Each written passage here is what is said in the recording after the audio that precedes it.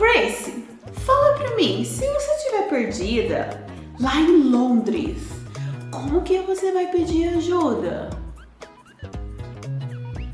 O que você vai dizer para as pessoas?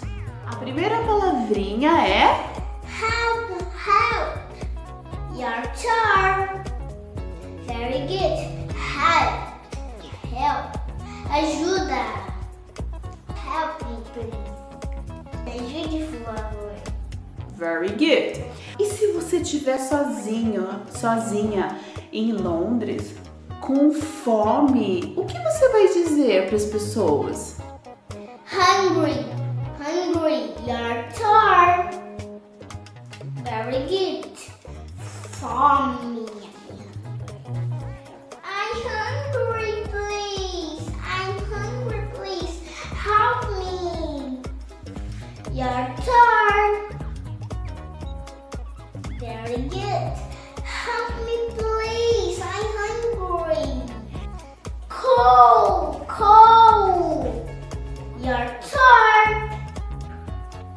Very good. Cold. Bom, em português do Brasil é frio. Please, it's so cold here. It's so cold here. Ok. Your turn. Very good.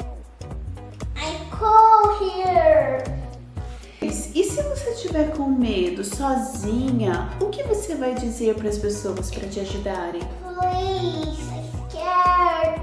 Please help me. I'm scared here. Please help me. Help me. Ok. Scared. Scared. Your turn. Very good. Scared. Tô com medo. Gostaram do vídeo? Se gostaram, deixa o like, se inscreve no canal e beijinho no coração. Tchau, tchau. Até os próximos vídeos. Ei, não esqueça de compartilhar com seus amigos. Tchau.